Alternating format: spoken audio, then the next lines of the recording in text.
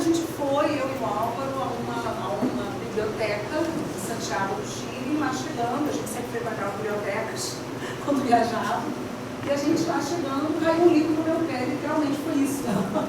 E esse livro era um livro sobre mediação de conflitos e teoria geral do conflito. Eu abri o livro e falei assim, que índice interessante, engraçado, eu trabalho com isso, nunca tinha ouvido falar. Comprei o livro. Era um livro qualquer, um livro muito bom, muito bem escrito, era uma boa síntese, eu levei para o hotel, e aí li o livro naquela noite. No dia seguinte, cheguei para o Álvaro e falei assim, vamos voltar lá que eu quero comprar mais. E no final a gente comprou uma mala que trouxe livros sobre mediação de conflitos para o Brasil. E na época não se falava desse assunto. O assunto comunicação não violenta está relacionado ao assunto mediação de conflitos. Então a gente vai passar para vocês assim, uma síntese de coisas que eu aprendi naquela época e de coisas que a gente aprendeu depois com um livro que se chama Comunicação Não Violenta, de um psicólogo americano que desencarnou, eu acho, uns 3, 4 anos atrás, chamado Marshall Rosenberg. Eu tenho certeza que vocês vão construir as pontes com a doutrina espírita facilmente, porque não violência tem necessariamente a ver com o Evangelho de Jesus, tem necessariamente a ver com a doutrina espírita. A gente vai passar aqui, então, um histórico de onde veio a nossa experiência com esse tema no mundo espírita. Em 2005, quando aconteceu a confraternização espírita do Estado do Rio de Janeiro, que é uma confraternização que houve em todas as casas espíritas, nos chamaram, na época, para fazer um centro de interesse. É quando você faz uma sala que as pessoas escolhem a temática, e a gente fez um centro de interesse no CES, havia 1000 pessoas, nem lembro, acho que foi no Rio Centro. Eu acho que foi no Rio Centro, há muitos anos atrás, 19 anos. E a gente pegou um livro, um daqueles livros que veio na mala, um livro de um autor chamado José Pidota, que faz uma classificação dos conflitos. Eu vou até trazer a classificação dos conflitos para vocês verem. E a gente pegou aquela classificação e fez um trabalho lá na confraternização espírita do Rio de Janeiro sobre o conflito na casa espírita.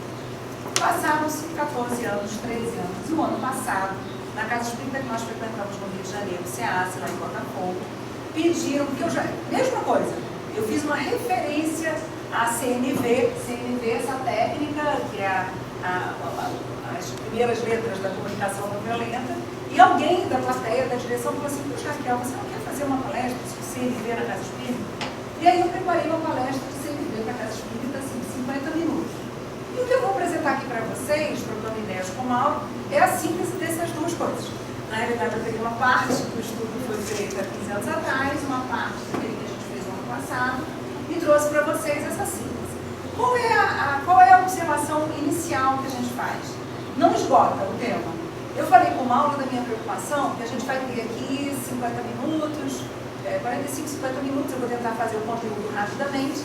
E a minha preocupação é que eu dou esse conteúdo profissionalmente, estudando, fazendo cursos de mediação no Tribunal do Trabalho e fazendo reflexões sobre esse tema com os mediadores, facilitadores de diálogos com quem eu trabalho na minha vida profissional. Eu trabalho com várias famílias com conflito, eu trabalho com voluntários que estudaram mediação de conflitos e nos ajudam a construir acordos entre famílias com conflito, por causa dos filhos, por causa da guarda, por causa da convivência familiar com os filhos, de famílias que estão se separando naqueles momentos do divórcio. Então, é nisso que eu trabalho. Eu acabo muitas vezes falando desse tema, mas falo desse tema em exposição dialogada. E a gente não vai poder fazer aqui, hoje, nesse momento, a exposição dialogada. Então, a proposta, é dar uma visão geral da temática e ficar aí com um gancho para fazer outros encontros aqui sobre esse tema. Porque vocês vão ver que chega a ser frustrante. Toda a temática relacionada à comunicação não violenta e à mediação acaba ensejando várias reflexões posteriores que daria para a gente ficar aí fazendo cursos de muitas horas. Para vocês terem ideia, o curso de mediador de conflitos no tribunal hoje tem 40 horas teóricas e mais 100 horas de prática. Ele tem que trabalhar na prática da comunicação não violenta e na intervenção no conflito de outras pessoas. Então, assim, desculpem se eu vou aqui falar de algumas coisas que dizem respeito ao trabalho, mas vocês vão ver que é doutrina espírita pura. Não foi à toa que a gente gostou do tempo de 2000 anos, né? Bom, a gente começa bem o que o nosso codificador diz para nós. Ele diz o seguinte, no Livro dos Espíritos, na terceira parte do Livro dos Espíritos, quando ele fala das leis morais, uma das leis estudadas por Kardec no Livro dos Espíritos é justamente a lei de sociedade. E a gente destacou aqui 2 trechos. Pergunta 768. Procurando a sociedade, não fará o homem mais do que obedecer a um sentimento pessoal? Ou há nesse sentimento algum providencial objetivo de ordem mais geral? Existe algum providencial objetivo de ordem mais geral? Resposta que os Espíritos dão a Kardec. O homem tem que progredir. Se existe uma fatalidade para todos nós, é a evolução. Insuado não lhe é possível, pois por não dispor de todas as faculdades. Falta-lhe o contato com os outros homens. No insulamento, ele se embrutece e este órgão. Falta-lhe o contato com outros homens. Então, o que nós vamos falar é justamente da relação entre os homens, quer dizer, do contato entre nós. Não vamos falar de alguma coisa individual, mas da nossa relação. E Kardec, comentando essa questão, ele fala: homem nenhum possui faculdades completas. Mediante a união social é que elas umas às outras se completam, para lhes assegurarem o bem-estar e o progresso. Por isso é que, precisando uns dos outros, os homens foram feitos para viver em sociedade e não isolados. E aí a gente olha a casa espírita como um espaço de convívio social. O primeiro espaço de convívio social é a família. O segundo espaço de convívio social é o espaço religioso, o espaço do trabalho. E aí passo para vocês uma observação profissional. Eu trabalho numa cidade chamada São João de Meriti, uma cidade da Baixada Fluminense, com alto índice de violência urbana. E algumas vezes em audiências, a gente percebe que existem pessoas que se comunicam melhor, ouvem mais, falam no momento certo, prestam atenção no que a outra parte está dizendo. E a minha observação, no curso de 22 anos trabalhando com pessoas em conflito, na minha vida profissional, é dizer para vocês o seguinte: quando eu vou procurando as histórias, o espaço religioso é um espaço maravilhoso para se aprender a comunicar.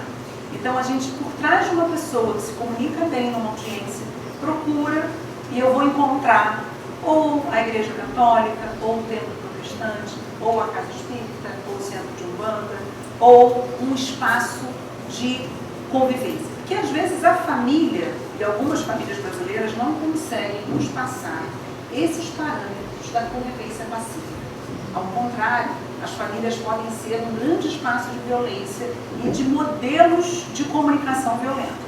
E aí, o espaço religioso pode se tornar um espaço de aprendizado de comunicação. Na prática, na minha vida profissional, eu passo para vocês que é isso que me parece. E Kardec fala em O Céu e o Inferno uma frase que é muito interessante. Depois eu fui estudar o que era pedra de toque. Não sei se vocês sabem o que é pedra de toque. Pedra de toque é uma pedra, é um mineral, onde ele tem a propriedade de, quando você passa um outro mineral, ele consegue distinguir. Então era usada a pedra de toque para distinguir o que era ouro do que não era ouro antigamente. Então o que Kardec diz? Ele faz a metáfora, ele fala que a vida social é a pedra de toque das boas e das más qualidades. É na relação que a gente consegue perceber o que é real e o que é só discurso. E nós vivemos num espaço religioso em que a gente trabalha muito com o discurso do dever ser. Nós vivemos muito com esse discurso, devemos ser. Importante que isso venha para a gente, porque nem sempre é claro o modelo de comportamento que nós devemos ter. Mas a gente deve sempre cuidar para que esse discurso não seja um discurso dissociado do que a gente sente, do que a gente é. Kardec nos diz que é justamente na vida social que a gente vai distinguir se é só discurso ou se é real. Interessante, então, a gente começar com as palavras do nosso codificador sobre esse assunto. Mas vamos lá falar do conflito. Nós vamos dividir aqui a nossa fala em 2 grandes partes, né? Uma parte geral sobre teoria geral do conflito, que me agrada mais pessoalmente do que propriamente a mediação. A mediação é uma interferência no conflito alheio para se conseguir chegar à paz. Me agrada mais estudar o próprio conflito. Sempre gostei muito dessa parte do curso. Então vocês vão ver aqui como se fosse um pedacinho de um curso de mediadores. Por quê? Porque esse assunto, essa chave que se abriu para mim há 17 anos atrás, na idade da Flávia, me deu a percepção de quanto eu naturalizava a violência. O que é naturalizar uma prática? Naturalizar uma prática é a gente se acostumar com essa prática e e achar que essa prática é comum, é boa, é normal. A gente não causa estranhamento. Nós temos hoje no Brasil um momento sério em que há movimentos sociais reivindicando direitos. E existe uma reflexão bem recente em alguns livros publicados mostrando sobre as questões da escravidão. Nós vamos caçar aqui. E quanto essa escravidão deixou resquícios na nossa cultura. Quantas vezes eu, quando criança, pensava assim, não, o Brasil não é racista. Quando a gente via aquelas coisas que aconteciam nos Estados Unidos, não, o Brasil não é racista. Por quê? Porque realmente é naturalizado. Pergunta para minha auxiliar, minha amiga, auxiliar de serviços domésticos, e ela descreve o tempo todo o racismo que ela sofre, onde eu moro, no Rio de Janeiro, um bairro de classe alta, em Ipanema, desde que ela chega no prédio até ela fazer compra no mercado. Então, assim, o que ela passa todos os dias, e isso hoje para mim é muito claro. Então, eu deixei de naturalizar. Eu, talvez, quando tivesse aqui criança em Teresópolis, achava que não havia. Mas será que não havia, ou eu é que naturalizava aquilo? Entendia que aquela prática racista era normal. Eu não via o que era prática racista. Então, o que aconteceu comigo com relação ao racismo, pessoalmente, confesso a vocês aqui, até porque estamos numa reunião e não posso usar a primeira pessoa do singular, eu vou falar com vocês com relação ao conflito. Então, o que aconteceu com o conflito? Quando a gente fala em conflito, a maioria de vocês vai dizer, é uma coisa ruim, vamos evitar. Conflito é ruim. Só que aí é que vem a questão. O conflito, ele geralmente nos vincula a sentimentos negativos, de hostilidade, de antipatia, de ódio, manifestações de violência. Se ele destrói, ele é ruim. Se ele é ruim, ele deve ser evitado. Todo mundo concorda que essa é a nossa acepção do conflito? Né? Que bom, então você já está questionando. Era a minha. O que é o conflito, na realidade? O resultado da diferença de opinião ou de interesse de pelo menos duas pessoas ou um conjunto de pessoas. É uma forma de interação humana. Por que a gente hoje já está chegando a essa conclusão? Porque depois da bomba de Hiroshima, na Segunda Guerra Mundial, os países do mundo passaram a dominar a tecnologia nuclear. Então, seria possível, facilmente, na época da Guerra Fria, que a União Soviética estourasse os Estados Unidos e o resto do mundo, os Estados Unidos estourassem a União Soviética, né? Quem é mais velho e lembra da Guerra Fria, num pós-guerra, era muito possível que isso acontecesse, vivia-se numa tensão muito grande. E o que aconteceu com as grandes universidades do mundo? Harvard, as universidades da Europa, algumas dos Estados Unidos, Harvard entre elas. Falo Harvard porque eles têm foi lá que começou toda a questão da técnica de negociação. Os centros de ciência social de todas as universidades do mundo começaram a estudar o conflito, a guerra, porque ou a gente estuda para poder evitar, ou então a humanidade está correndo risco. E eles passaram a estudar o conflito, e eles concluíram que existem coisas comuns entre a guerra, que eles haviam vivido, entre o conflito de israelenses e palestinos, entre uma briga de vizinhos e um divórcio, uma família em litígio. Há coisas comuns. O conflito tem parâmetros comuns, que começaram a ser estudados pelos centros de ciências sociais. E aí, nesse estudo, é que começou a se entender que eles têm um antagonismo e causas manifestas e causas subjacentes. Esse é o primeiro grande aprendizado. Quando nós vemos o conflito, uma manifestação de conflito, ou uma divergência de opiniões entre duas pessoas, vamos cogitar que existem causas manifestas, nós vamos ver aqui, e existem causas subjacentes. Nem tudo é dito. Existem questões subjacentes, que é justamente o que a gente vai ver aqui. Mas o fato é que esses grupos que estudaram o conflito passaram a resgatar o conflito e começaram a conceituá-lo não como uma coisa ruim, mas um resultado da diferença de opinião ou interesse de pelo menos duas ou mais pessoas e uma forma de interação humana, uma forma de interação natural, uma forma de interação necessária nas relações entre as pessoas, grupos sociais, organismos políticos e estados, uma forma inevitável de interação.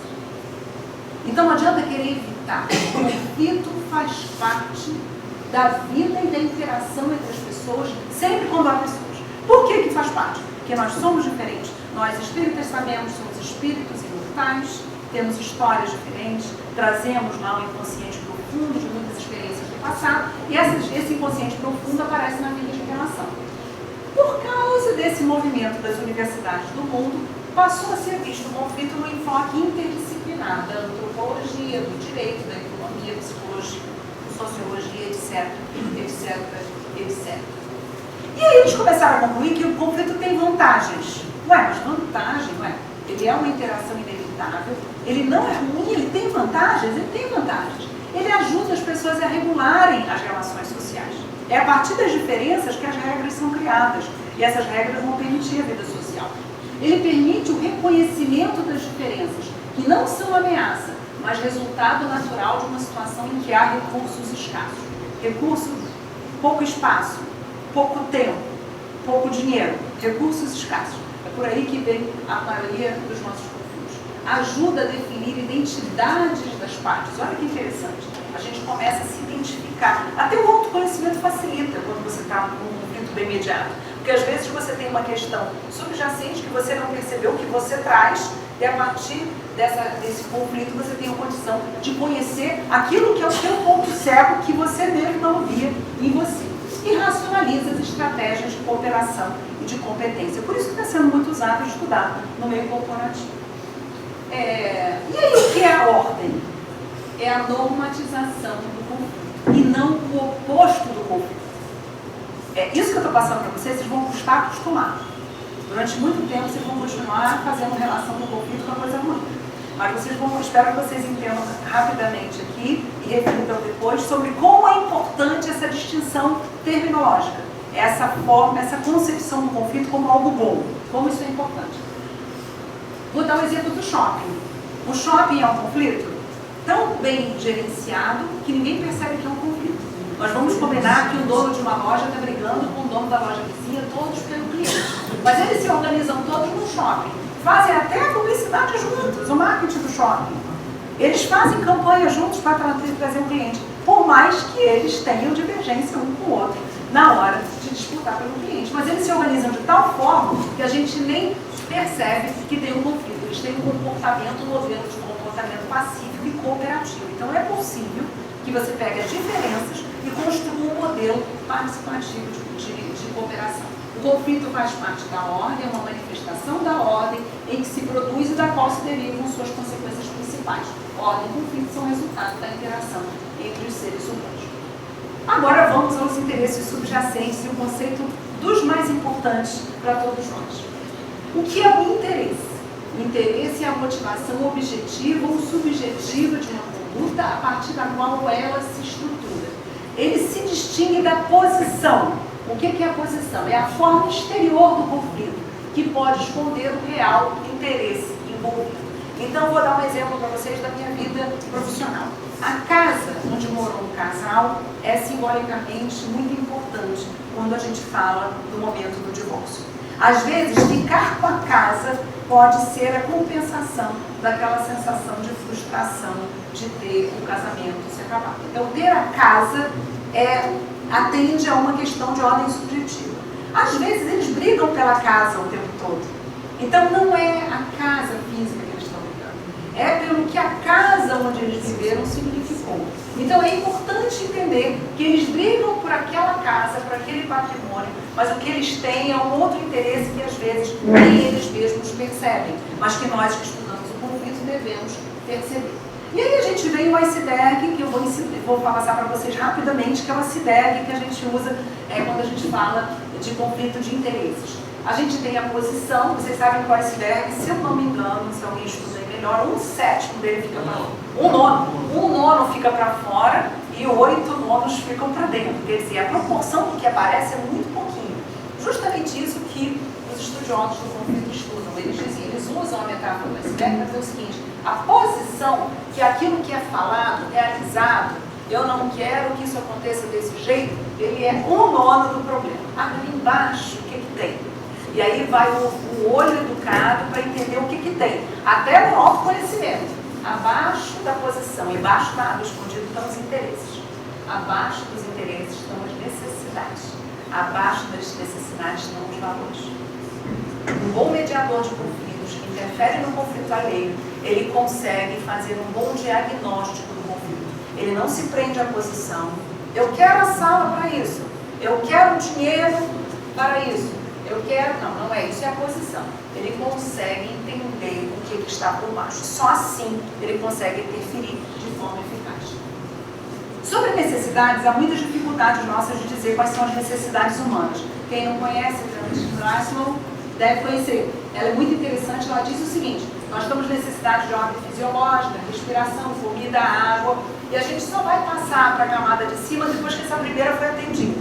Aí vem segurança do corpo, emprego, recursos, amor, relacionamento, estima. Essa aqui é bem complexa, ela é muito complexa, porque nós precisamos ser reconhecidos, nós precisamos de autoestima, nós precisamos de reconhecimento social, e muitas vezes os nossos conflitos são porque a gente não consegue ser identificado e reconhecido como tal, e a gente briga, e dentro da briga a gente quer ser reconhecido pela briga que a gente criou. Então isso tudo é uma questão. E aqui a realização pessoal, a transcendência, a prece, ela vem como uma necessidade depois que as outras já estão mais ou menos atendidas. É só um exemplo, mas existem outros estudos sobre as necessidades do conflito.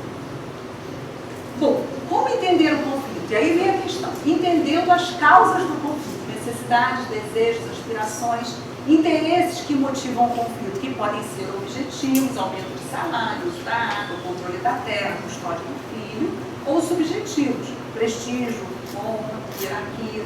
A consequência é que as pessoas se enfrentam para atenderem o seu objetivo. Elas se enfrentam, aí que é a questão. Bom, o enfrentamento a gente não precisa ver sob a conotação ruim. Pode haver um enfrentamento com uma conotação positiva. E pode ter a fuga também. O que a gente sabe é que se houver a fuga, se você fingir que o conflito não existe, a experiência dos estudiosos do conflito no mundo dizem que ele se agrava com o tempo. Quando você nega a existência do conflito, ele vai tendendo a se agravar-se. O conflito entre Israel e Palestina, entre israelenses, judeus e palestinos, é um conflito tão antigo, tão antigo, tão antigo, que é muito difícil interferir, porque eles vão fazendo sobrecausas de interesses e posições umas sobre as outras. E o diagnóstico é muito complexo de fazer, por isso que é tão difícil uma solução rápida. E aí nos vem a seguinte ideia: não deixemos os conflitos ficarem antigos. A partir do momento que a gente perceba que haja divergência de opiniões das pessoas sobre determinado tema, vamos conversar sobre o tema e usar a comunicação não violenta como uma forma, um recurso para poder lidar com aquilo. Ou então vai piorar. Porque isso é uma das conclusões que as universidades do mundo inteiro chegaram sobre o conflito. Se você negar que ele existe, ele vai começar a fazer a apresentação violenta. Ele não é ruim em si mesmo, mas se ele for negado, se ele for colocado para baixo do tapete, como a expressão que a gente usa, ele tende a voltar e a situação é bastante complicada. E a gente tem aqui os exemplos, né? O Cristo os vendilhões do templo, quando ele falava dos sepulcros caiados, ele não deixava passar. Mas por quê? Ele apontava, ele era assertivo. Jesus dá o exemplo para a gente. E Gandhi, Mahatma Gandhi, com o exemplo do ativismo não violento, que conseguiu muita coisa, politicamente falando. Ele era um líder político, ele era um líder religioso, mas também um líder político, sem ter submetido aquela população da Índia a nenhuma violência maior, né? Na realidade, a nenhum choque, a nenhuma agressão física maior. Então, protesto não é violência. O que se está dizendo é o seguinte: fugir pode ser muito pior do que o enfrentamento saudável e não violento daquelas questões das diferenças que nos ligam às pessoas. Bom, a manifestação violenta, o que é? Justamente o fenômeno que acontece quando você nega que o conflito existe. Você vai negando. Como você relaciona o conflito com uma conotação negativa, porque o que a gente usou no primeiro slide, quando você fala conflito, todo mundo diz vamos evitar, vamos evitar. Quando você começa a perceber a divergência, vamos evitar, põe pano quente, põe pano quente, põe pano quente. Na esperança, na melhor das intenções, você faz aquilo com a intenção de superar o problema. Só que a diferença de identidade dessas pessoas não é superada, a opinião delas não muda. Então a gente tem que trabalhar se a gente não tem condição de encontrar um ponto comum entre aquelas opiniões. A manifestação violenta, então, ocorre quando o conflito não é gerenciado em suas manifestações iniciais, justamente porque a nossa percepção dele é de que ele seja ruim. Como a gente acha que ele é ruim, a gente nega e a gente acaba agravando a situação. O conflito não é percebido, tende a se agravar com o tempo. Aí a indústria americana, existe isso nos Estados Unidos, eles têm problemas com as greves, a gente está lá no modelo de capitalismo muito típico, e aí eles colocam os auditores do conflito no meio dos funcionários para perceber a insatisfação desse funcionário, do operário da fábrica, muito antes dela se manifestar na greve. Porque depois que ela se manifestou na greve, seria a manifestação violenta, o dono da fábrica está ficando muito pior. Então ele prefere começar a negociar quando aquela manifestação começa a acontecer, aquele conflito começa a acontecer.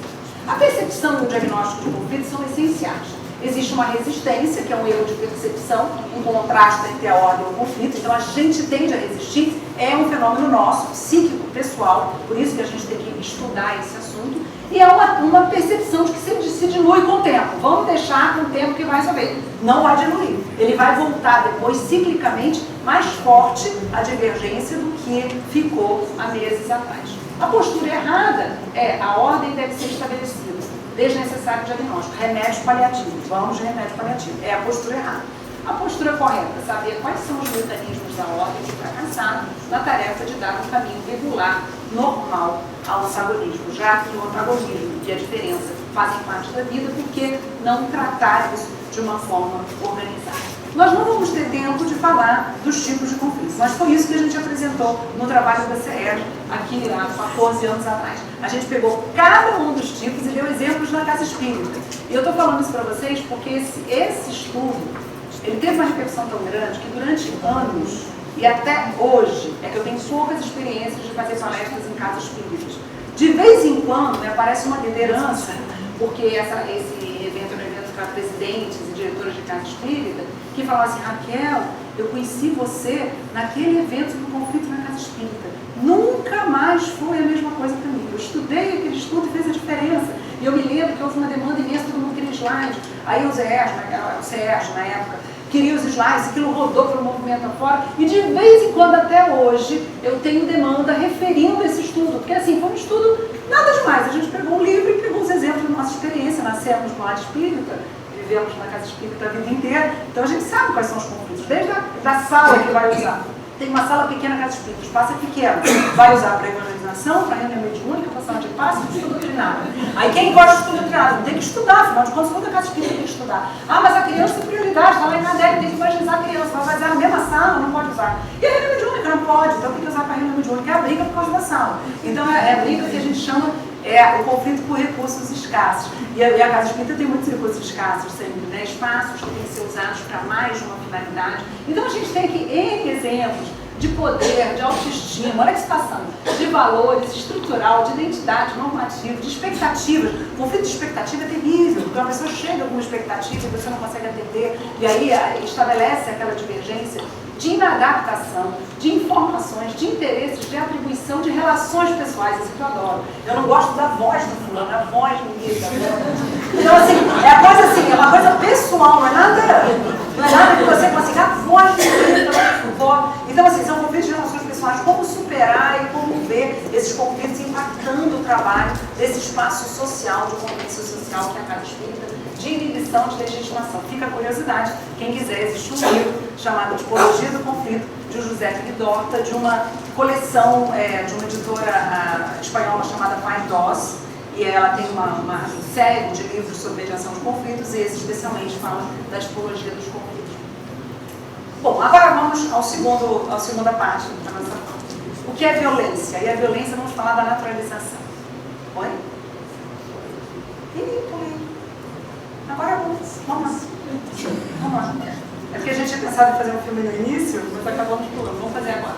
O Mauro tem um filme e a gente vai passar um filminho para poder suscitar aí as nossas discussões, porque a proposta é a gente fazer um pequeno intervalo e depois vocês discutirem nos grupos o que é a comunicação não violenta.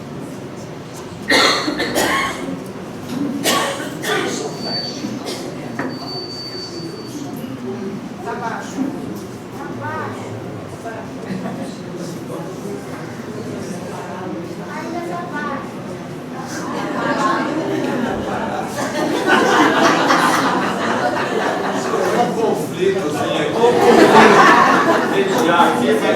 O som vai.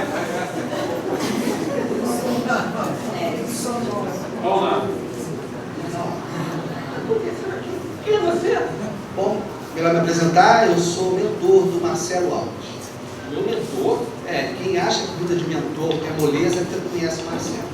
Quando você vai ser mentor de alguém, você pode escolher o nível, né? Porque tem o nível fácil, nível médio, nível difícil, nível muito difícil, nível Eduardo Cunha e o nível Marcelo. Eu não imaginava que o Marcelo me dá tanto trabalho. Ele é espírita. Quando eu soube que o meu protegido ia ser espírita, eu relaxei. Você sopinha de ectoplasma. A única coisa que o Marcelo aprendeu até hoje no centro foi a hora que eles não passam. Você chega assim no finalzinho da reunião. No final da prece de encerramento ele chega. Aí você com o Marcelo, assim seja. Uma vez ele esqueceu que estava no horário de verão, mas chegou 1 hora mais cedo no centro. Teve que ver a palestra. Mas foi bom, porque vendo aquela palestra, o Marcelo refletiu e decidiu mudar de relógio. Você está exagerando, isso não é verdade. Cara, tem razão. Não foi só a hora do passe que o Marcelo aprendeu. Está vendo? Ele também aprendeu onde ficava ou onde ficava. Nossa, quando descobriu que podia levar garrafinha, então, Marcelo levava 3 garrafas PET, enchia tudo. Para ter uma overdose aí de água fluidificada. É absurdo, você é muito mais. Eu tenho vários livros do Espiritismo. Menos de Kardec, né, Marcelo? Mas também para quê? Se tiver na capa, pelo espírito dele, Marcelo compra na hora. É psicografado, é bom, né, Marcelo? É o dia que lançarem lista telefônica de São Paulo, pelo espírito de Grandel, Marcelo compra na hora. Para o trabalho popular. Bom, o capítulo que vamos estudar hoje é Capão Redondo. Aristide Junqueira, 2017. Arão Mendonça, fez 34. Para com isso, eu já li o Evangelho segundo o Espiritismo. Ah, isso é verdade. Você já leu. Não só leu, como põe em prática, né, Marcelo? Pelo menos uma parte você põe. Aquela que diz assim, não julgueis para não ser de julgar. Marcelo não julga ninguém. Aí. Condena logo. Você é mentor, você devia me orientar. É muito sério essa coisa de ser mentor, sabia? Está encarnado também é uma coisa muito séria, Marcelo. Eu só estou te tratando com a mesma seriedade com que você trata a sua própria existência.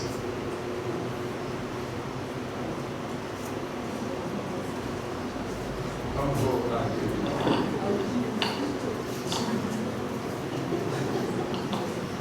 Quer falar alguma coisa, Mauro?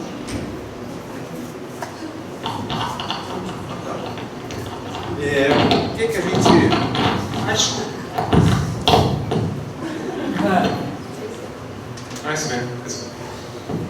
O que a gente escolheu aí, esse vídeo? O mentor está errado? As coisas que ele falou, tinha alguma coisa errada? Agora a última pergunta. Com esse falar do mentor, o Marcelo vai melhorar? Raquel, agora é contigo. Pois é, esse vídeo é de um conjunto de como é que chama? Sketches? Stand-ups. Sobre o movimento espírita, tem umas coisas bem engraçadas, vocês já tiveram a oportunidade de ver, eles são bem engraçados. E é justamente sobre o Marcelo e sobre a forma de falar que a gente vai conversar aqui. Por quê? Porque a violência é naturalizada. Vou voltar àquela fala inicial nossa. Nós temos uma violência naturalizada. A gente vai fazer aqui uma digressão, uma reflexão com vocês sobre violência. É o uso ilegítimo da força. Pode ser exercida por qualquer pessoa ou grupo a fim de prejudicar ou exercer qualquer tipo de constrangimento. O que é um constrangimento? Constrangimento é quando a gente obriga alguém a fazer uma coisa que esse alguém não quer. Sobre o outro, obrigando a um comportamento indesejado. Tipos de violência. Isso é o que a legislação brasileira traz, especialmente uma lei, que é a Lei da Violência Doméstica, que nos artigos iniciais da Lei da Violência Doméstica, nós estamos vendo o número de mulheres que estão sendo mortas pelos maridos ou pelos companheiros de relações amorosas no Brasil, um número assustador. Ela traz a Lei da Violência Doméstica, a Lei da Maria da Penha, física, psicológica, sexual, patrimonial, moral, institucional, etc, etc, etc. Então, violência tem 1001 manifestações. O que é a violência? E aí a gente vai trazer algumas reflexões para nós. Nós que temos estudado violência profissionalmente, a gente tem tido acesso a alguns estudos, algumas conclusões, alguns cientistas da área das ciências humanas, que dizem que o Brasil é muito violento, mas não é de se admirar. O Brasil teve a maior escravidão do mundo, vocês sabiam? Não sei se alguém já teve a curiosidade de ver isso. A maior e mais extensa do mundo, durou 4 séculos. 46% de todos os africanos trazidos para as Américas. O último a abolir a escravidão no mundo foi o nosso país, foi o último, em 1888. E assim mesmo, há dúvidas se foram motivos nobres ou se foram motivos econômicos que levaram à abolição. 600 mil pessoas morreram no caminho da África para cá. 600 mil pessoas foram jogadas no mar, ou moribundos, sem condição de vida, como mercadorias que eram. Muito difundida na classe média, no espaço urbano naquela época, naqueles séculos. Era nacional, em todo o território havia escravidão. Onde houvesse pessoas, havia escravos e havia senhores. Em 1849, 42% da população do Rio de Janeiro era de escravos. De 260 mil habitantes que nós tínhamos no Rio de Janeiro, 110 mil eram escravos. Escravos significa alguém é dono de alguém e essa pessoa, objeto, tem que obedecer o tempo todo a ordem dessa outra pessoa que dizia o que ela tinha de fazer, num constrangimento mantido no nosso país. Gente, tem muito pouco tempo que isso acabou no Brasil. Em 1925, o Jornal do Comércio alugava pessoas. Alugo negra cozinheira para trabalhar. Jornal do Comércio, classificados em 1925. Eu não trouxe a foto aqui para vocês, podia ter trazido. Eu mostro a foto de vez em quando. A cópia dos classificados do Jornal do Comércio. Alugo homem forte para descarregar caminhão.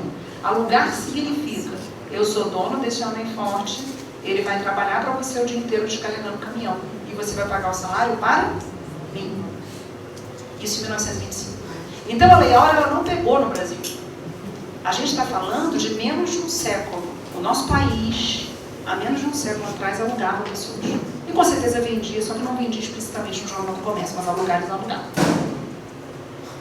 Bom, existe hoje um estudo, que eu vou tomar a liberdade de trazer para vocês, que é o estudo que eu estou fazendo, eu voltei a estudar academicamente aí há um ano. É um estudo de uma teoria que alguns sociólogos e antropólogos da América Latina começaram a fazer para mostrar o quanto a escravidão marcou as relações sociais na América Latina. Não é só no Brasil. Em todos os países que foram destinatários dos escravos. É o que eles chamam de teoria decolonial. O que eles dizem? Que a gente acabou com a colonização política, nós não somos mais o Brasil, colônia de Portugal, mas nós continuamos com uma relação de colonialidade. As nossas relações sociais continuam sendo coloniais. Alguém é dono, alguém é servo, alguém obedece a alguém. Isso se reproduz nas nossas relações sociais. A teoria decolonial ela vem propor uma descolonização das relações sociais, nos indicando o quão violentos nós somos. Aquela violência naturalizada que a gente não vê, que a gente não percebe, parecida com a violência da violência doméstica. A mulher chega para o juiz ou para o policial e diz assim, não, mas ele é muito bom comigo, ele não. Ela não percebe que ele mandou ela trocar de roupa, ela não percebe que ele obriga ela a não voltar ao mercado de trabalho, ela quer trabalhar e ele não deixa. Isso para ela não é violência. Por quê? Porque ela naturalizou. Ela entende que violência é só violência física. Como ele nunca bateu, ela não consegue ver que a violência também está em outros aspectos. Então é isso que eles estudam. Aníbal Quijano é um desses estudiosos que fala da colonialidade do poder, do ser e do saber. Olha que coisa grave. Ele diz da colonialidade do saber, não sei se vocês já ouviram falar do Boaventura. O Boaventura é sociólogo português, que diz o seguinte, existem saberes do sul. Corta o planeta Terra no meio, tudo que é hemisfério sul é considerado inferior no conhecimento humano. E tudo que é hemisfério norte é considerado superior, inclusive por nós. A gente desconsidera o uso e o costume da nossa população, o conhecimento dos índios, os chás, e a gente acha que os remédios feitos pelos grandes laboratórios são melhores, a ciência dos grandes laboratórios é melhor do que o uso feito pelos chás. Por exemplo, a medicina chinesa, que é considerada uma das melhores do mundo, ela, segundo Emmanuel, os chineses, o grupo espiritual intelectual da China, isso está em Caminho da Luz, é o grupo mais antigo do planeta Terra. Então eles são aqueles que mais conhecem o corpo do terráqueo, quer dizer, eles estão aqui desde sempre. E aí eles conhecem a medicina ayurvédica, aquela alimentação dos chineses. No entanto, ela é considerada menor. Por quê? Porque ela está no sul. Né? E tudo que é o que eles chamam de epistemologia do sul, tudo que está abaixo dessa linha seria uma linha ruim. E aí existe, na visão dessas pessoas, o colonialismo, que resulta no negro, o patriarcado, que desmerece a função da mulher, e a sociedade de classes, que desmerece a função do pobre. Então é como se a gente estivesse numa sociedade cheia de estratificações, em que você tem pessoas de segunda classe. Quem são as pessoas de segunda classe? Os negros, os pobres e as mulheres. Pessoas de segunda classe. Então isso é tão naturalizado que a gente não vê. Só que eu quero só dizer para vocês que isso está sendo estudado. Não sei se vocês se lembram, Roberto da Mata, você saiu na televisão recentemente, é um antropólogo brasileiro. Ele falou ele fez um texto há 50 anos atrás. Sabe com quem está falando? Esse texto ficou famosíssimo, porque ele fala da cultura brasileira. Você sabe qual é o meu sobrenome? Com quem você está falando? Isso é brasileiro, gente. Isso não existe em outro lugar. E a gente naturalizou achando que isso é natural, da evolução humana, da sociedade. Não é, isso é brasileiro. Então é só para mostrar para vocês que existe um contexto de violência onde nós estamos inseridos no Brasil. Então não é de admirar que a gente tenha essa televisão que nos traz tantas violências. São reflexões, tá? Reflexões que eu tomo a liberdade, que eu os considero amigos, que eu tenho estudado no meu mestrado, na minha vida acadêmica, para poder explicar por que existem pessoas sem registro civil de nascimento no Brasil ali, sem documentação, quer dizer, sem nome. O que é a CNV? Então chegamos agora à CNV para a gente entender melhor o nosso vídeo. É um processo de entendimento que facilita a harmonização de suas necessidades com as necessidades das outras pessoas, de maneira empática. Empatia é um assunto espírita. Os espíritas falam de empatia, estudam empatia. A empatia é você sentir em você a dor que o outro sente. Isso é empatia. O desenvolvimento da empatia é próprio da evolução humana. Quanto mais evoluídos como espíritos nós somos, mais empáticos nós somos. Quanto menos evoluídos que nós somos, menos empáticos nós somos, mais autorreferentes nós somos. A CNV ela implica numa mudança de foco dos nossos erros, dos erros do outro, para as necessidades de todos. Olha a questão. Então você sai do lugar de apontar o próprio erro e o erro do outro e começa a focar quais são as necessidades objetivas e subjetivas das pessoas que estão se envolvendo ali. Uma linguagem que permite construir uma relação de confiança com o próximo. Uma ponte de confiança. Ela é uma linguagem. A CNV, ela é o idioma da mediação, da negociação, da justiça restaurativa, do ativismo não violento. A linguagem, o instrumental de todos esses recursos de classificação social que a gente tem estudado, os mais modernos, alguns até usados pela Organização das Nações Unidas, é a CNV. O que é a CNV? É um modo de vida que nos traz bem-estar e é marcado pela compaixão. Isso não é espírita, gente? É um modo de vida. Ela não é uma técnica, ela é um modo de vida que nos traz bem-estar e é marcado pela compaixão. O que é a compaixão? É a empatia na prática. Eu saio do lugar de julgador do outro, de classificar o outro a partir de pré-requisitos que eu criei, de caixinhas mentais que eu criei, que provavelmente foram criadas na minha primeira infância, e a primeira infância agora tem sido estudada pela neurociência. Ela nos cria condicionamentos mentais, formas de agir, e a gente acaba reproduzindo aquilo achando que é para sempre. Ou culturalmente, afinal de contas, nós estamos num país escravocrata, extremamente racista, extremamente injusto socialmente, e a gente às vezes naturaliza, fala do meu lugar. Naturalizei isso durante muitos anos, até começar a entender o que estava acontecendo. E a CNV é um instrumental para a gente quebrar esse ciclo de exclusão, de estratificação das pessoas. Eu sou isso, eu sou aquilo, você é desonesto, você é impaciente, você é imprudente, você não conhece doutrina espírita, também tem isso, você é egoísta, você é orgulhoso. Quer dizer, essa postura que nos faz classificar o outro na caixinha é um modo de vida que nos traz mais felicidade e bem-estar, porque nos faz ser mais compassivos. É um exercício também, tá, gente? Ninguém consegue ser não violento o tempo todo, mas é um exercício. Ela traz benefícios, ela propicia a expressão das emoções sem agressões ou confrontos a partir dos conflitos, buscando soluções de consenso. Ela busca entender melhor os motivos do comportamento do outro, porque ela tem uma lente que procura aquilo que não é falado, aquilo que não é dito.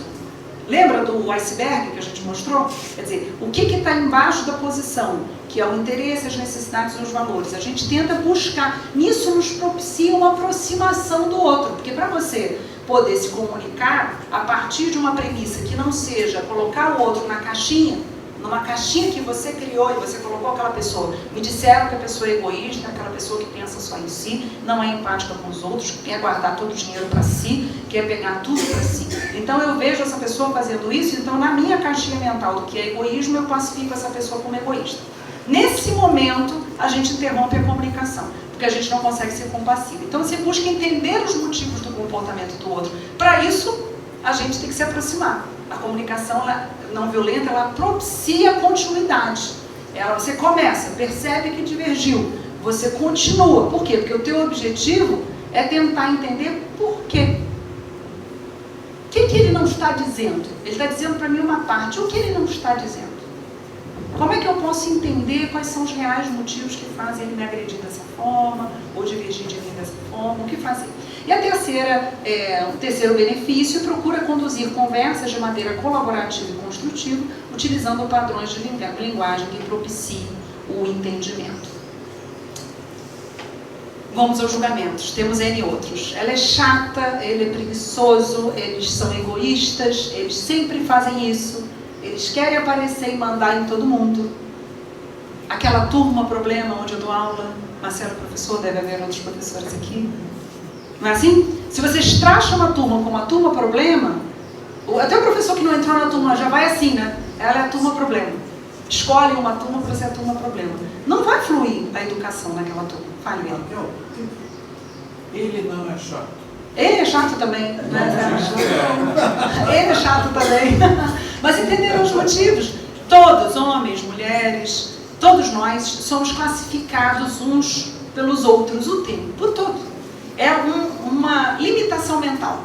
Se a gente voltar à neurociência, como tem sido estudado, quem tiver a oportunidade de estudar isso, eu acho que aqui na Casa Espírita até já se referiu a isso, mais de uma vez, você vai ver que nós somos condicionados mentalmente. Esse condicionamento mental, para ele se descondicionar, para que a gente saia desse lugar, até por um mecanismo de defesa. Eu vou me defender de fulano que está me agredindo, então eu vou classificar fulano na caixinha tal. É o que eu faço no meu processo. Só que na hora que a gente faz isso, a gente está julgando e sendo violento. Continuamos. Vamos dar um exemplo corriqueiro. E antes de falar o exemplo, explorar com vocês, eu vou dizer que a minha filha está aqui comigo. Ela fala assim, mãe, como é que você vai falar de CNV na Casa Espírita? Você não pode falar de CNV porque você não dá o exemplo. Eu disse assim, você venha, vá lá, porque você vai entender, minha filha, o expositor espírita, ele não necessariamente fala só no discurso, ele se envolve na fala dele. Porque para eu estudar isso com vocês, esse é um assunto da minha reflexão. Eu não consigo. Para me absolver, me desculpar, eu tenho um grande amigo que foi pupilo do Marshall Rosenberg. Conheceu o Marshall Rosenberg, o nome dele é Dominic Barton, ele inclusive faz uns cursos de comunicação não violenta no Rio, é uma pessoa encantadora. É meu amigo porque a filha dele estudou com a Renata, com a minha filha mais velha, na mesma escola, a gente se conheceu na reunião de pais. E eu me lembro, ele uma vez indo pegar a Alice na minha casa, ele pegou os livros, o livro do Marshall, Comunicação Não Violenta, os livros de mediação, aquela mala que eu trouxe, né? Aquela mala toda, ele viu, que você gosta disso? Eu conheço o Marshall. Ele estava vivo ainda, encarnado, o Marshall naquela época. Eu conheço o Marshall. Eu falei, você conhece? Não, tive com ele semana passada. Eu falei, que isso, cara, me conta. Aí eu me lembro que eu perguntei uma vez para a Alice, Alice, o que seu pai faz? Ah, tia, meu pai trabalha com as pessoas lá no Morro da Dona Marta, vai para presídio de vez em quando. Eu pensei, esse homem deve ser um antropólogo, um sociólogo, um pensador, mas ele era pupilo do Marshall Rosenberg e trabalhava com solução de conflitos comunitários. Então vamos ao exemplo, já dizendo para vocês que o Dominique me disse o seguinte, Raquel, não fique preocupada, porque o espaço da parentalidade é o espaço mais difícil de aplicação da comunicação não violenta. Então não fique preocupado. Pais e filhos, pais com filhos, geralmente não conseguem, viu, Daniela? Então você não fique preocupada, eu também não estou preocupada. Porque o o Dominique me absolveu. Ele me absolveu, mas ele me disse o seguinte, olha, se você quiser participar, existe um grupo de paz que se reúne toda semana, na quinta-feira, às 6 da tarde, e fica 2 horas fazendo exercício de comunicação não violenta. Eu falei, mas eu nunca consegui no curso, você vê que eu não consegui. Mas esse grupo é um grupo de paz que eu se reunia para aplicar a técnica a partir de exemplos de conflitos entre si, porque eles queriam aprender a não ser violentos na fala. E aí nós vamos lá a um caso. Filho, é a milionésima vez que eu vejo as suas meias sujas no meio da sala. Você é um bagunceiro. Pegue imediatamente e coloca lá. Não é isso que a mãe fala? Então vamos lá, para andar rápido. O que é comunicação não violenta? A comunicação não violenta tem 4 fases. É um exercício. Para a gente conseguir fazer, tem que decorar as fases, não é difícil. A primeira é observar sem avaliar. Difícil pra caramba. Dizem aqueles que meditam da Índia, aqueles que meditam, que a gente sabe que meditação é muito importante para a gente se acalmar, aqueles que fazem yoga, eles são capazes de observar sem avaliar, que é aquela coisa de fazer, ouvir o som ambiente o tempo todo, se concentrar, é isso? Observa sem avaliar. Difícil demais. Difícil demais. A segunda fase da comunicação não violenta. Identifique sentimentos. Do outro não, seu. Seu. Porque do outro é do outro. O outro você não sabe bem. A comunicação não violenta é o instrumental inicial. Você só vai conseguir saber do sentimento do outro se você se comunicar com ele. Identifique os seus sentimentos. Não é simples. Existe hoje uma síndrome, um quadro psicológico que se chama alexitimia. Não sei se alguém já ouviu falar. A dificuldade de acessar os próprios sentimentos e emoções. Existem pessoas que não conseguem acessar. O que você está sentindo? Ela fica, não sei. Não sei se eu estou sentindo raiva, se eu estou sentindo angústia, se eu estou sentindo mágoa, se eu estou sentindo amor, se eu estou sentindo euforia, o que eu estou sentindo? Você não consegue. Porque ela não consegue acessar os próprios sentimentos. Isso daqui exige um exercício. Porque quem é muito racional, é racional demais e às vezes não consegue fazer. Terceira fase, identificar as necessidades. As suas necessidades com relação àquilo. Quais são as suas necessidades? O que você precisa? E a quarta fase da comunicação não violenta é fazer um pedido claro. Olha que exercício. Vamos lá, eu tenho que andar rápido, gente, que a gente está em cima da hora. Observação sem avaliação. Distinção entre percepção, observação e julgamento. A linguagem necessita de observações específicas de cada momento e contexto. O julgamento e a avaliação dependem de quem observa e condizem somente com sua própria realidade. Na realidade, o observador é que julga a partir da sua percepção. Maria é responsável. Ou Maria não entregou o trabalho solicitado na data prevista. Percebe a diferença? Ninguém está dizendo que você não observe o que aconteceu. Ela não entregou o trabalho na data prevista. Isso aqui já é você com a tua carga de experiência, de vida, do teu ponto de vista, você fazendo a avaliação. Vamos seguir. João vive deixando as coisas para depois, ou então, João habitualmente estuda na véspera das provas. Olha a diferença. Os estrangeiros não cuidam da própria casa. Olha que frase difícil. Ou não via aquela família de estrangeiros limpar a calçada. É diferente, consegue entender? Só que a gente naturalizou essa primeira frase aqui. Naturalizou. Você fala isso, a gente fala no nosso dia a dia, o nosso quadro mental é o tempo todo submetendo, a partir do nosso ponto de vista, como se nós fôssemos os senhores, os escravos. Dizendo o que o escravo tem que fazer, porque afinal de contas, a minha opinião, é a medida do mundo. Não é isso? Quer dizer, é um quadro mental inserido por um grupo espiritual que reclamou no Brasil. A partir dessa cultura que a gente está inserida, a gente naturaliza, a gente acha isso tudo normal. Seguindo, identificação dos sentimentos. As emoções são fisiológicas, os sentimentos decorrem das emoções. Desenvolver um vocabulário de sentimentos que nos permite identificar de forma clara e específica nossas emoções, nos conecta mais facilmente uns com os outros. Se a gente consegue identificar nossas emoções, a gente se conecta mais facilmente uns com os outros. Comunicação é conexão. Nossa cultura não incentiva o reconhecimento e a expressão das emoções, é verdade? A nossa cultura? Pois é, distinguir sentimentos de pensamentos. É muito comum a gente confundir sentimentos e pensamentos. Sinto que você deveria saber isso melhor do que ninguém. Não é real. Você não sente nada. Você está misturando o teu julgamento do outro com aquilo que você sente, que não é sentimento. Você tem que falar o que você sente, não o que o outro sente. Identificando sentimentos: angústia, medo, tristeza, braveza, irritação, desapontamento, frustração, mágoa, desconforto, alegria, satisfação, felicidade, conforto, coragem. São sentimentos. É dar nome e tentar relacionar aquilo que está passando no teu coração com aquilo que você está falando. Fica claro até aqui, gente? Então, diante da mensagem negativa, quando alguém nos dá uma mensagem negativa, temos 4 opções. Culpar a nós mesmos. Sem autoestima, sentimos culpa, vergonha e depressão. A culpa é minha. Ou culpar o outro. Se culpamos o interlocutor, provavelmente sentimos raiva e revidamos. Você que é egocêntrico, não sou eu que sou egocêntrico. Alguém chega para mim e diz que eu sou egocêntrico. Ou eu fico culpado, ou eu culpo o outro. Ou escuto os nossos próprios sentimentos e necessidades. Percebo que ficamos magoados porque nossos esforços não foram reconhecidos. Escutar os sentimentos e necessidades do outro. Você está magoado porque precisa de mais consideração por suas preferências? É completamente diferente. Consegue entender? A gente tende ao mecanismo culpa-trauma.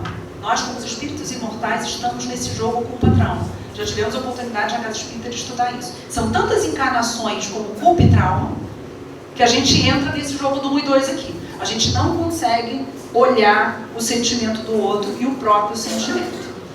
Ainda identificando necessidades, a necessidade é a raiz dos sentimentos. Nossos conflitos estão no campo das estratégias, das necessidades somos todos iguais. A libertação emocional envolve afirmar claramente também do que necessitamos. Libertação emocional é uma palavra que a Joana de Ângeles tem usado muito, que são essas prisões que nós criamos por causa dos nossos condicionamentos mentais. Pedido é a última fase da comunicação não violenta, do exercício. Pontos a serem observados e cuidados. Geralmente somos genéricos e devemos procurar ser específicos. Uma comunicação não violenta é uma comunicação clara. A gente tem que dizer especificamente. Usar linguagem que descreva ações positivas e claras. Não quero que nunca mais você deixe a meia no meio da sala. Isso não é, isso é aberto. Né? Você está fazendo abertamente. Conferir com o outro se o pedido pode ser atendido. É perguntar. Eu preciso que você tire essa meia da sala e coloque ela lá. É possível para você? Conferir. Filho, é a milionésima vez que eu vejo as suas meias sujas no meio da sala. Você é um bagunceiro. Pegue imediatamente e coloque para lá. Filho, quando eu vejo meias sujas jogadas no meio da sala, eu me sinto irritada. Porque eu preciso de mais organização na sala. Será que você poderia colocar as meias para lavar?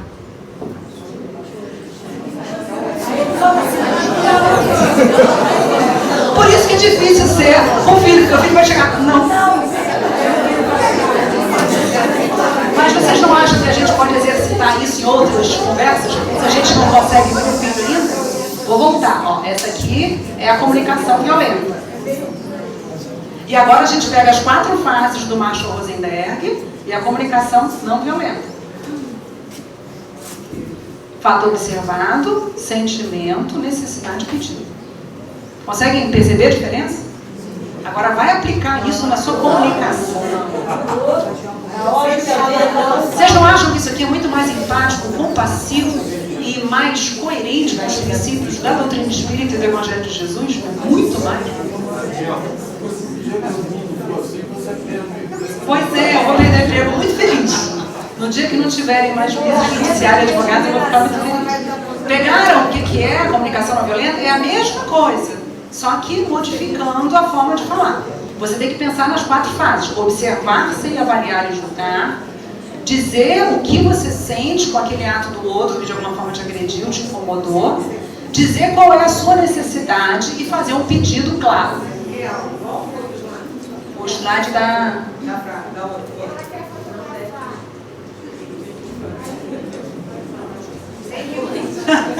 Eu posso deixar o slide aí com vocês, gente, com toda tranquilidade. Eu deixo o slide aí com vocês. Entenderam o que é a CNV? É um exercício difícil. Existem grupos hoje no Rio de Janeiro, aqui não sei se existem algumas, é uma coisa interessante. grupos de exercícios de CNV, pessoas que estudam a CNV, pessoas que aplicam a CNV nos conflitos, pessoas que aplicam a CNV quando se pratica um crime e há uma violação e um prejuízo de alguém. A CNV é muito aplicada com os adolescentes que cometem atos infracionais, porque como o sistema brasileiro não nos prende, aplica medidas socioeducativas, você pode aplicar todo o sistema da CNV, ela é um instrumental. Tem que dominar a CNV para conseguir fazer a justiça restaurativa, o círculo de construção da paz, fazer a mediação, porque se a gente repetir aquele condicionamento mental de colocar a pessoa na caixinha do bagunceiro, a caixinha do preguiçoso, a caixinha do desonesto, a caixinha do mandão, a caixinha não vai dar. Edson, desculpa, você quer falar? CNV no trânsito seria tão importante, né? CNV no trânsito é uma coisa muito séria, porque no trânsito vem uma violência muito grande. Gente, esse é o recado que a gente queria passar para vocês. Estourei o tempo, Mauro, mas aí te entrego. Eu queria só falar para vocês, a gente vai passar aqui no final, o último slide, o nome do livro. O livro se chama Comunicação Não Violenta. E esse homem era um homem muito especial, um psicólogo vinculado ao movimento, se eu não me engano, protestante americano. Ele era um religioso, a gente percebe, que começou a perceber que as doenças que ele tratava na clínica dele tinham muito a ver com a violência generalizada e naturalizada da sociedade. E ele começou a trabalhar com os pacientes sobre a forma deles se comunicarem, para dizer para o familiar o que eles estavam sentindo. Dizer para o familiar o que eles estavam sentindo, o que o familiar havia feito, o que eles estavam sentindo, como isso impactou, o que ele precisava a partir daquilo que o familiar havia feito e fazendo um pedido claro. Ele passou a aplicar a comunicação não violenta nos seus pacientes e começou a perceber que o quadro de sofrimento que trazia aquelas pessoas ao consultório, começou a minimizar, porque elas começaram a se conectar com seus familiares. Elas estavam desconectadas, elas voltaram a se conectar. Desculpa, você levantou o dedo. Você já viu algum estudo de comunicação não violenta na comunicação pessoal com si próprio, questão de autoestima ou algo do tipo? Eu acho que os princípios da comunicação não violenta se aplicam. Existem um curso, se vocês colocarem no YouTube o Dominic Barter, eles têm alguns cursos deles filmados, né? O pupilo lá do Rosenberg. Ele começa o curso dele, ele pede assim, me diz quais são as tuas necessidades. Ele vai pedindo para todo mundo dizer uma necessidade. E aí vai colocando aquelas necessidades no papel. Todo mundo conclui que, como humanos, somos todos parecidos. Temos as mesmas necessidades, somos todos humanos. Eu acho que esse trabalho de não cobrar do outro reflete do não cobrar a si mesmo, né? O processo de autocobrança, a culpa, quando eu falo que culpa e trauma são dois lados da mesma moeda, a culpa ela tem a ver com não aceitação do seu próprio erro, em que você se diz desonesto, você se diz preguiçoso, você se diz bagunceiro, você se julga. E esse processo do julgamento, a Joana de Ângeles fala num livro muito bom chamado Amor e Batismo no Amor. Ela tem uma página muito interessante que ela faz uma distinção entre culpa tormentosa e culpa terapêutica. A culpa terapêutica é a culpa da lei de Deus, da consciência, que nos diz que nós erramos. A culpa tormentosa é essa culpa acrescida do nosso julgamento por nós, de nós mesmos. Quer dizer, a gente também no processo de julgar o outro, a gente acaba julgando a si mesmo. Quem ia falar, a gente já está terminando a primeira parte. Vai. Conversa colaborativa.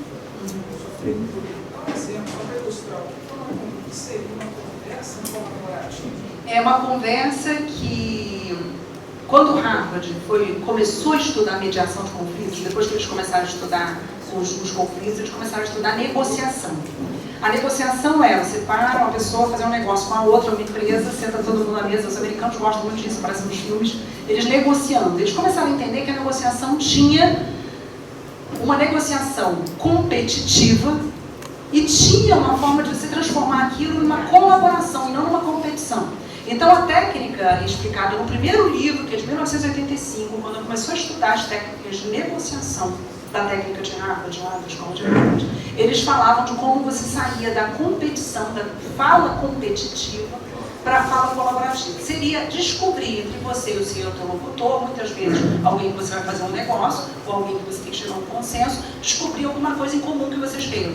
Para que a partir daquele ponto comum, que seja interesse de todos, possa se construir uma boa comunicação e uma boa construção, pode ser de tudo, aí a gente está falando de todas as coisas. Gente, eu tenho que encerrar, mas vamos lá. A última, André. Para avaliar, né, fazendo pontes disso com o meu objeto de estudo, que é a literatura infantil. Né? Quando você fala da dificuldade de identificar os próprios sentimentos, de nomear, você vê que o nosso país não é um país leitor.